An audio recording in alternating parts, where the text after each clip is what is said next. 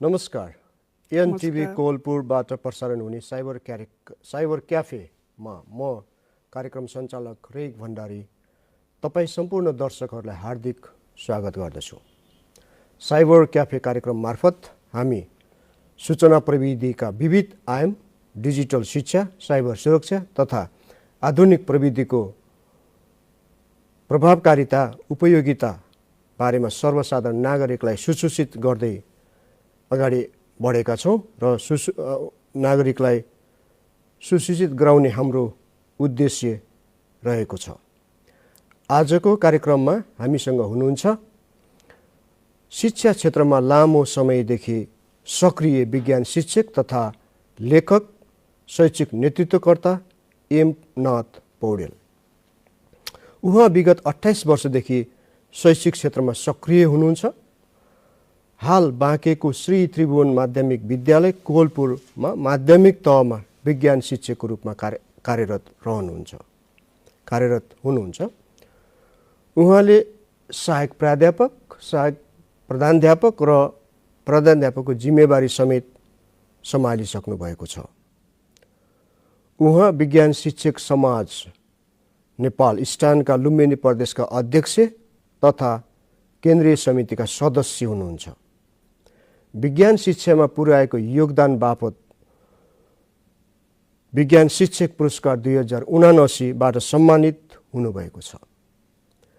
उहाँसँग हामी सूचना प्रविधि, शिक्षा क्षेत्रमा यसको उपयोग, प्रभावकारिता, चुनौती र भविष्यका सम्भावनाका बारेमा विस्तृत रूपमा हामी छलफल गर्नेछौँ। कार्यक्रम अन्त्यसम्म हामीसँग रहनुहोला। एम सर, साइबर क्याफे कार्यक्रममा यहाँलाई हार्दिक स्वागत छ। धन्यवाद सञ्चालकज्यू। सबैभन्दा पहिले नेपालमा सूचना प्रविधिको अवस्था कस्तो देख्नुहुन्छ? विशेष गरी विद्यालय शिक्षा क्षेत्रमा सूचना प्रविधिको प्रभावकारिताका बारेमा यहाँले कसरी मूल्याङ्कन गर्नुभएको छ? धन्यवाद सञ्चालकज्यू। अहिले वर्तमान सन्दर्भमा नेपालमा सूचना प्रविधि तीव्र रूपमा विकास हुँदै गइरहेको छ। अहिले विद्यालयहरूमा पनि सूचना प्रविधिको प्रयोग बढिरहेको छ। नेपाल सरकारले पहिला विज्ञान मात्र विषय भएकोमा यसलाई अहिले विज्ञान तथा प्रविधि विषय जोडेर कक्षा 4 देखि 10 सम्म अनिवार्य विषयको रूपमा अध्यापन भइरहेको छ। यो विज्ञानलाई प्रविधिसँग जोड्नको लागि विज्ञान तथा प्रविधि विषयमा सूचना तथा सञ्चार भन्ने एउटा एकाइ नै राखेर त्यसबारेमा कक्षा 4 देखि कक्षा 10 सम्मका विद्यार्थीहरूले त्यो बारे जानकारी लिइरहेका छन्। नेपालको सन्दर्भमा हेर्ने हो भने अलि सुविधा सम्पन्न सामुदायिक विद्यालयहरूमा सूचना प्रविधिको व्यापक प्रयोग भएको पाइन्छ। स्मार्ट बोर्ड लगायत विभिन्न एप्सहरू छ। एप्सहरूबाट उनीहरूले सिकाइ पनि गरिरहेका छन्। तर दूरदराजमा भएका अथवा दुर्गम विद्यालयहरूमा विद्युतको पनि पहुँच नपुगेको ठाउँमा सूचना तथा सञ्चार प्रविधि पुग्न सक्ने सम्भव पनि भएको छैन। त्यसले गर्दा सुगम जहाँसम्म यो सूचना तथा सञ्चारको सुविधा सम्पन्न भएका विद्यालयहरूले स्मार्ट बोर्ड लगायत डिजिटल लर्निङको रूपमा यसलाई व्यापक रूपमा प्रयोग भइरहेको छ र यसलाई शिक्षकहरूले पनि व्यापक रूपमा प्रयोग गरेको पाइन्छ।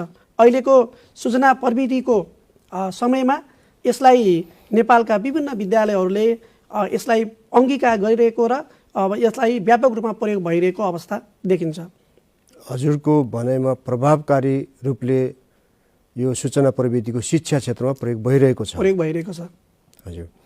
अब यही कार्यक्रमलाई अगाडि बढाउने क्रममा मैले सुनेअनुसार परम्परागत शिक्षामा teachers are consider as a knowledge producer and students are consider as a knowledge consumer. सूचना प्रविधिको विकासको कारणले गर्दाखेरि यो भनाइ अब परिवर्तन भएको छ र समय सापेक्ष छैन जस्तो लाग्छ। यो वर्तमान अवस्थामा डिजिटल शिक्षाको अवधारणाले परम्परागत शिक्षण पद्धतिलाई अथवा परम्परागत शिक्षा पद्धतिमा कस्तो परिवर्तन ल्याएको छ र शिक्षक विद्यार्थी दुवैका लागि यसको महत्त्व र चुनौतीहरू के हुन सक्छन्? धन्यवाद। अहिले सूचना सञ्चार प्रविधिको प्रयोगले परम्परागत शिक्षण पद्धति कस्तो थियो भन्दा हामीले चक डस्टर मात्रै प्रयोग गर्थ्यौँ र व्याख्यान विधि मात्रै सीमित थियो। लेक्चर विधिबाट सीमित गर्दा विद्यार्थीहरूलाई हामीले पर्याप्त मात्रामा बुझाउन सकिरहेका थिएनौँ। विद्यार्थीलाई हामीले अहिले के भएको छ भन्दा अमूर्त चिजलाई पनि हामीले मूर्त रूपमा देखाउन सम्भव भएको छ। अहिले हेर्ने हो भने विभिन्न किसिमका यो टुल्सहरू छ, ती टुल्सहरू प्रयोग गरेर विद्यार्थीहरूलाई उनीहरूलाई एउटा डिजिटल संसारमा पनि परिचय गराउनलाई सम्भव भएको देखिन्छ।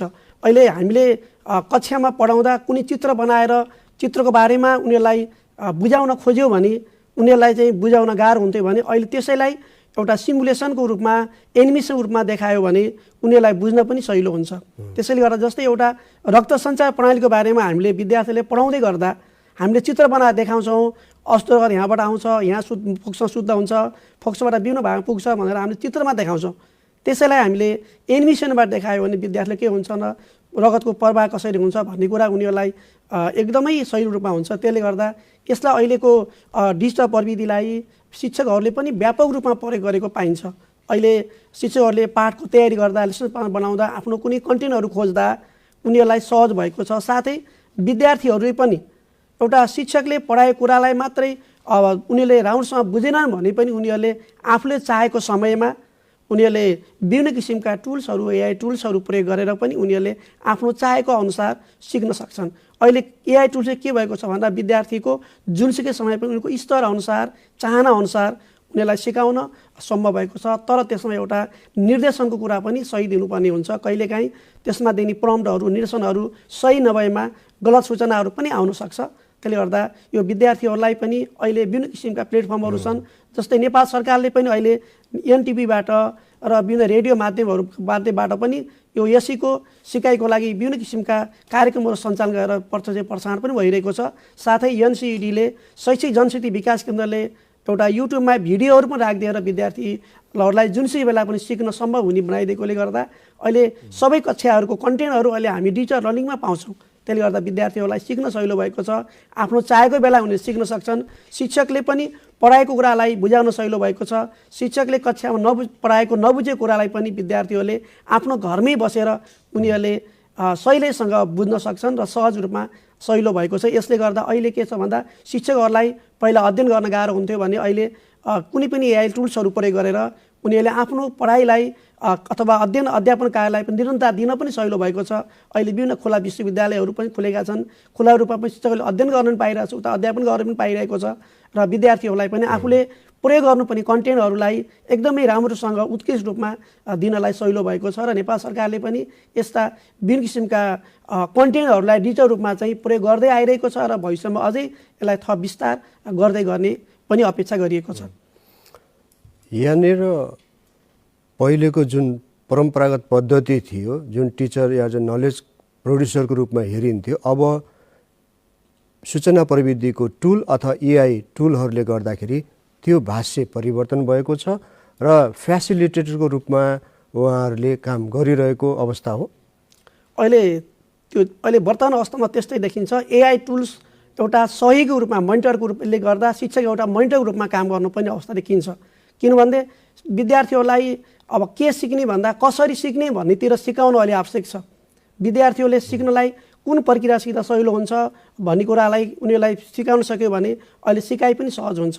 अहिले मोबाइलको रूपमा हामी हेऱ्यौँ भने विद्यार्थीले एउटा मनोरञ्जनको रूपमा मात्रै नलिएर त्यसलाई एउटा अध्ययन अध्यापनको विषयमा लियो भने हामीले यसमा विस्तृत कुराहरू, एउटा इन्टरनेट भनेको एउटा ज्ञानको सागर हो, त्यसमा अथाह ज्ञानहरू छ, तर त्यसलाई कतिसम्म प्रयोग गर्नु भन्ने कुरा प्रयोगकर्ताको पनि सीमामा रहन्छ। त्यसैले गर्दा शिक्षकले के गर्नुपर्ने भएको छ भन्दा विद्यार्थीहरूलाई पूर्ण रूपमा एउटा एआई मात्रै प्रयोग गरेर जाँदा उनीहरूको सोच्ने क्षमताहरू, उनीहरूको मानसिक चिन्तन कुराहरू पनि एकदमै कम विकसित हुने हुँदा उनीहरूलाई पनि एआईको बारेमा आउने छु। मैले यहाँनिर के बुझेँ भने विद्यार्थीहरूले सूचना प्रविधिका इक्विपमेन्टहरू, टुल्सहरू, एप्सहरू इडुटेनमेन्टको रूपमा प्रयोग गर्दाखेरि लर्निङमा केही इन्हान्स हुने जस्तो देखियो। अब मैले यहाँनिर कुरा कार्यक्रमलाई अगाडि बढाउने क्रममा यो सूचना प्रविधिको उपयोग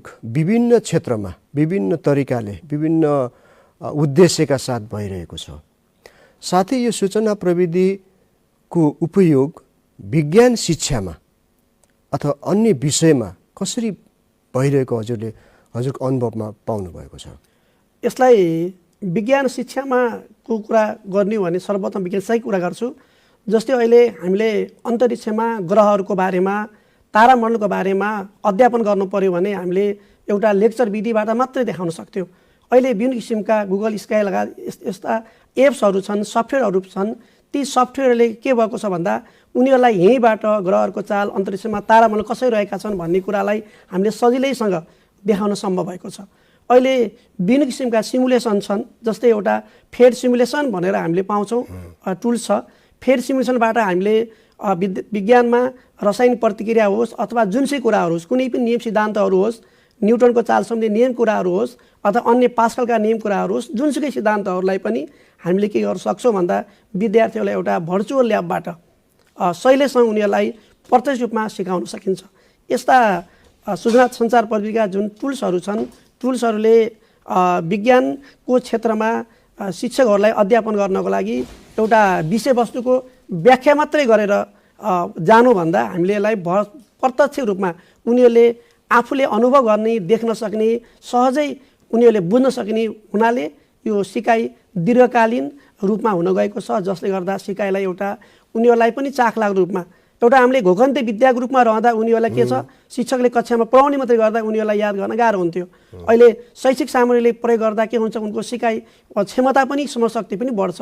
त्यसैमा दृश्य मात्रै नभएर श्रव्य दृश्य सामग्रीको रूपमा हामीले जब प्रयोग गर्न थाल्छौँ, श्रव्य दृश्य सामग्रीमा प्रयोग गर्दा विद्यार्थीहरूको एउटा सिक्ने अब लामो समय स्मरण रहने र उनीहरूलाई पढेको विषयवस्तु बुझ्न पनि सहज भएको छ, जसले गर्दा विज्ञानको एउटा कठिन विषयको रूपमा पनि हेरिन्छ।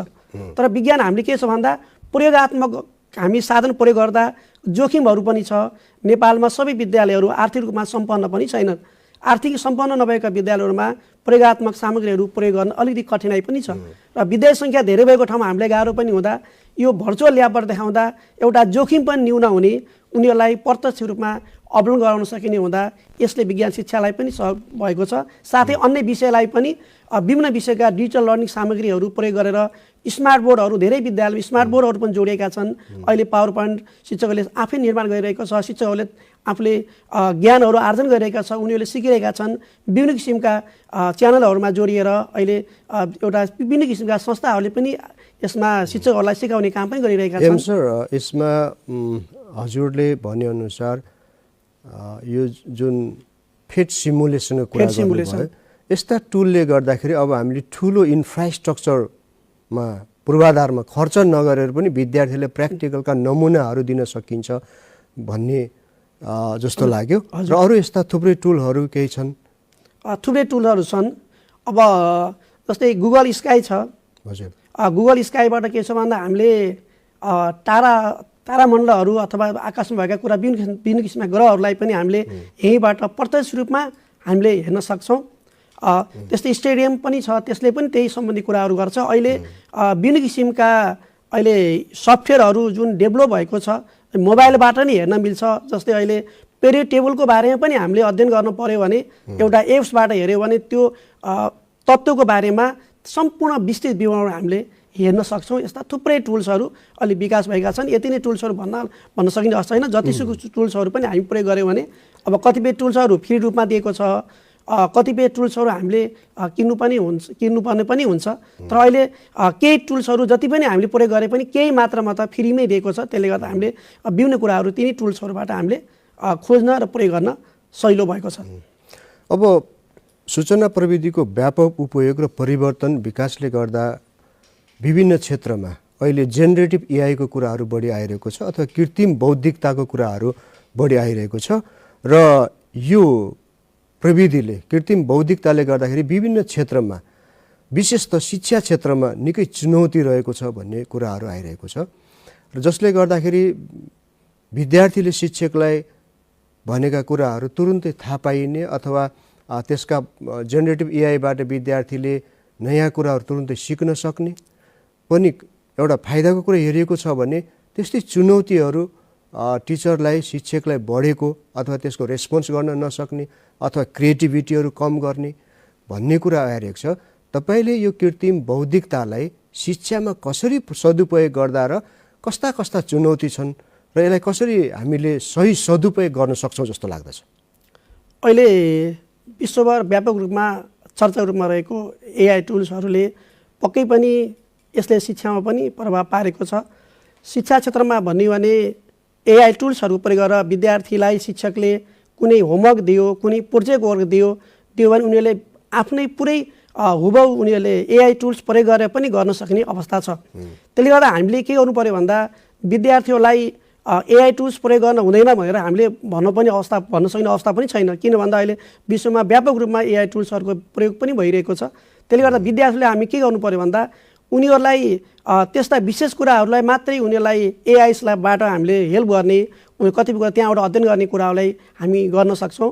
र एआई मात्रै एउटा ज्ञानको स्रोत हो, तर सबै कुरा एआईमा मात्रै भर पर्दाखेरि कतिपय गलत सूचनाहरू पनि एआईबाट आउन सक्छन् र एउटा उनीहरूसँग विद्यार्थीसँग एउटा वैज्ञानिक चिन्तन पनि उनको आफ्नो धारणा छैन भने उनीहरूले गलत सूचनाहरू पनि लिन सक्छन्। त्यसले गर्दा हामीले विद्यार्थीहरूलाई एआई टुल्स कसरी प्रयोग गर्दाखेरि सावधानी अपनाउनु पनि के छ, सजगता के छ भन्ने बारेमा पनि हामीले उनीहरूलाई जानकारी गराउनुपर्ने हुन्छ।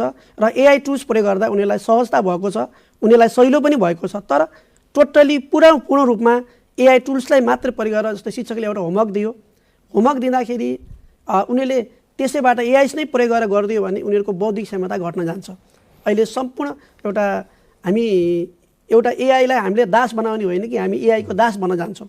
त्यसले गर्दा हामीले एआईले नै दास बनाएर त्यसलाई प्रयोग गर्ने हो, त्यसमा भरपुर प्रयोग गर्ने हो। तर पूर्ण रूपमा त्यसमा हामी रहनु भएन, त्यसमा विभिन्न किसिमका डिफेक्टहरू पनि हुन्छन्। त्यसबाट पनि हामी सावधानी अपनाउनुपर्छ। कतिपय एआईले सबै सूचनाहरू सही रूपमा दिन्छ भन्ने पनि छैन, तर हामीले त्यहाँ प्रयोग गर्ने प्रम्प्टहरू निर्देशनहरूमा भर पर्छ। यदि हामीले सही निर्देशन दिन सकेनौँ भने त्यसले, जस्तै मानौँ उदाहरणको लागि हामीले कक्षाको लेभल, कुन कक्षाको लेभलको बारेमा हामीले चाहेका छौँ, कक्षाको लेभल कुराहरू, विषयवस्तुको गहिराई, त्यसले ओगट्ने क्षेत्रहरू कति छ, त्यो कुराहरू हामी खोलिएनौँ भनेर एउटा कन्टेन्ट मात्रै राखिदियो भने उसले एआईले धेरै कुराहरू दिन्छ। उसको सीमा क्षेत्रभन्दा बाहिर जाँदा उसको आफ्नो नलेजले कति ओगट्ने हो त्यसअनुसार, आफ्नो कक्षा स्तर अनुसार, विषयवस्तुको सीमा अनुसार उनलाई एआईले हामी निर्देशन दियो भने त्यसले त्यही मात्रै दिने गर्दा उनीहरूले चाहेको समयमा सिक्न सक्छन् र उनीहरूले बुझ्न पनि सक्छन्। र एआईलाई टोटली निर्भर रूपमा नभएर कुनै बेला अब आवश्यक परेको बेलामा थप अध्ययन सामग्री रूपमा चाहिँ लिन सक्छौँ।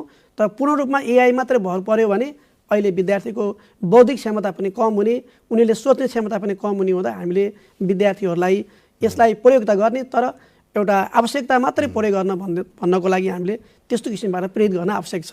मैले विभिन्न फोरमहरूमा छलफल हुँदाखेरि के सुनेको छु अथवा के अनुभूति मलाई भएको छ भने सूचना प्रविधिको विकास सँगसँगै यो कृत्रिम बौद्धिकताले गर्दाखेरि, विशेष त जेनेरेटिभ एआईले गर्दाखेरि अबको शिक्षकको भूमिकामा व्यापक परिवर्तन आएको जस्तो लाग्दछ। र तपाईँले भनेका कुराहरू क्रिएटिभिटी घट्छ भन्ने कुराहरू पनि सुनिएको छ, तर उपयोग नगरी नहुँदो रहेछ भन्ने पनि आइरहेको अवस्थामा अबको शिक्षकको भूमिका कस्तो हुनुपर्दछ जस्तो लाग्छ? साँच्चै अबको शिक्षक 21st सेन्चुरीको शिक्षक जसले चाहिँ जुन जेनेरेटिभ एआईले गर्दा जुन चुनौतीहरू ल्याएको छ, अबको शिक्षक कस्तो हुनुपर्दछ जस्तो लाग्दछ? धन्यवाद। र शिक्षकको भूमिका कस्तो हुनुपर्दछ जस्तो लाग्दछ? अबको शिक्षक एकदमै अध्ययनशील हुनुपर्छ। अहिले हामीले कतिपय देखिरहेका छौँ भन्दा शिक्षकहरूमा आइसिटीको नलेज कम भएको, अब कतिपय शिक्षकहरूले सिक्न पनि नचाहने हुँदा विद्यार्थीहरू यति धेरै अगाडि बढिसकेका छन् कि शिक्षकले भन्दा पहिला विद्यार्थीले थाहा पाउने भएको अवस्था पनि छ। त्यसले गर्दा के भएको छ भन्दा अहिले शिक्षकहरू एउटा हामी परम्परागत पुरानो पद्धतिलाई छोडेर अहिले अध्ययनशील हुनु पर्यो, विभिन्न टुल्सहरू जानकारी हुनु पर्यो। हामीले एकदमै दिन प्रतिदिन जुन विकास भइरहेको छ, विकाससँग पनि हामी निरन्तर अगाडि बढ्नु पर्यो। र यदि हामीले हाम्रो ज्ञानको सागरलाई वृहत रूपमा विस्तृत गर्न सक्दैनौँ भने पुरानो जुन परम्पराबाट हामी गइरहेको जाँदा अहिले त्यस्ता शिक्षकहरू भविष्यमा टिक्न पनि सक्ने अवस्था हुँदैन। त्यसले गर्दा हामीले के गर्नु पर्यो भन्दा एउटा अध्ययनशील जिज्ञासुशील हुनु पर्यो र नयाँ नयाँ कुराहरू अध्ययन गर्नु पर्यो। र हामीले विषयवस्तु सम्बन्धी पनि कन्टेन्टहरूबारे के कस्तो एआई टुल्सहरू छ, कसरी आइरहेको छ जानकारी हुँदा उनीहरूलाई विद्यार्थीहरूलाई पनि एउटा त्यसको बारे जान सजिलो पनि हुन्छ। र अहिले यदि शिक्षकले यो बारेमा जानकारी भएन भने, शिक्षकलाई पनि जानकारी छैन भने त्यस्ता शिक्षकहरू अहिले पछाडि पर्ने अवस्था विद्यमान अवस्थामा देखिन्छ। यसै प्रसङ्गमा यहाँनिर जेनेरेटिभ एआईले गर्दाखेरि शिक्षकको भूमिकामा व्यापक परिवर्तन र चुनौती बढेको कुरा छ। अब सूचना प्रविधि र डिजिटल शिक्षा विकासको लागि सरकार र शैक्षिक संस्थाहरूले के कस्ता नीतिहरू अवलम्बन गर्नुपर्छ, सरकारले के गरिदिनुपर्छ, विद्यालयले के गर्नुपर्छ, प्रधानाध्यापकले के गर्नुपर्छ भन्ने कुरामा नीति कस्तो हुनुपर्छ जस्तो लाग्दछ? यसमा सरकारले सूचना तथा प्रविधि क्षेत्रमा लगानी पनि व्यापक बढाउनु पर्ने हुन्छ। अब विद्यालयहरूमा सूचना तथा सञ्चार प्रविधिका टुल्सहरू सम्पन्न बनाउनु पर्ने हुन्छ। एउटा सम्पन्न विद्यालयहरू, बजार क्षेत्रका विद्यालयहरूमा अथवा आर्थिक स्रोत बढी भएका विद्यालयहरूले त प्रयोग गर्न सक्लान्, तर दूर दराजका विद्यालयहरूलाई पनि पुग्न सक्ने हुनाले उसले व्यापक लगानी गर्नु पर्यो र इन्टरनेट सुविधाहरू पनि एउटा तीव्र गति इन्टरनेटको पनि व्यवस्था गर्नु पर्यो। र अहिले विद्यालयहरूले आफैले सर्वस्व रूपमा चाहिँ प्रयोग गर्न सक्ने अवस्था हुँदा सरकारले पनि विभिन्न किसिमका इन्टरनेट सेवा प्रदायक संस्थाहरूसँग मिलेर विद्यालयहरूलाई निःशुल्क रूपमा अथवा सस्तो दरमा इन्टरनेट प्रोभाइड गर्नुपर्ने अवस्था पनि देखिन्छ।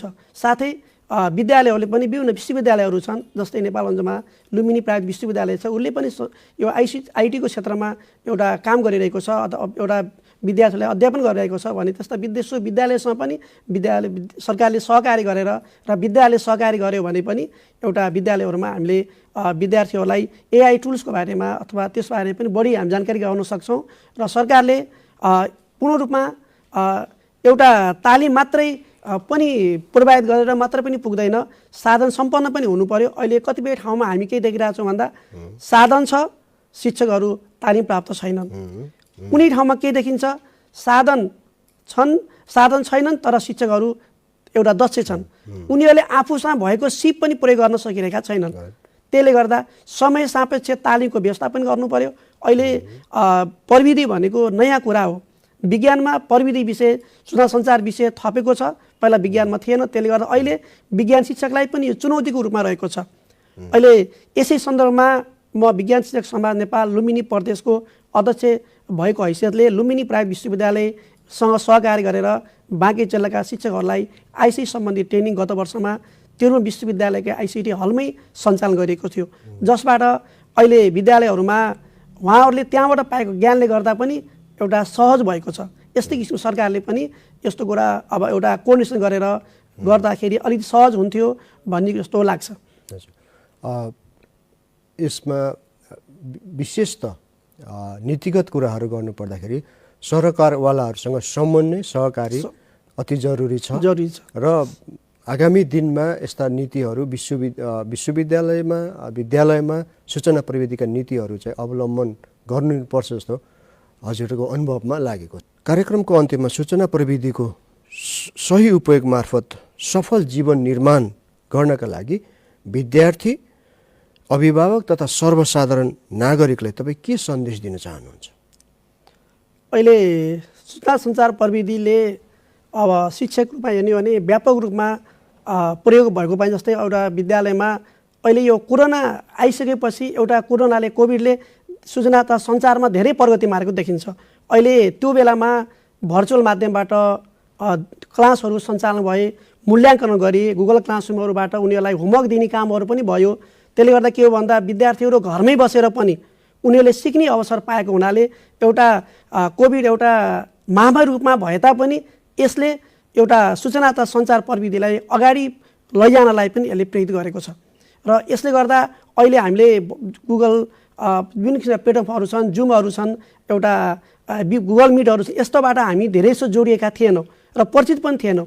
कोभिडको बेलामा यसले के गर्यो भन्दा विद्यार्थीहरूलाई पनि जोड्ने काम गर्यो र शिक्षालाई पनि निरन्तरता दियो। यदि यो सूचना सञ्चार प्रविधिको विकास नभइदिएको भए यो जुन कोभिडको अवधिले गर्दा शिक्षामा यो विश्वमा नै धेरै पछाडि पर्ने अवस्था थियो। त्यसले गर्दा यसले के छ भन्दा अहिले एकदमै एउटा फाइदा रूपमा पनि दिएको छ। त्यसले यो विद्यार्थीहरूको लागि पनि फाइदा छ। जस्तै अहिले भन्यो भने विद्यार्थीहरूले त्यहाँबाट चाहेको बेलामा विभिन्न कुराहरू आफ्नै किसिमले आफ्नो क्षमता अनुसार अध्ययन गर्ने मौका पनि पाएका छन् र उनीहरूले सिक्ने मौका पनि पाएका छन् भने शिक्षकले यसलाई आफूले जस्तै कन्टेन्टहरू जस्तै स्लाइडहरू बनाउनको लागि स्मार्ट बोर्डमा प्रयोग गर्नको लागि पनि प्रयोग गर्न सक्ने अवस्था भएको छ।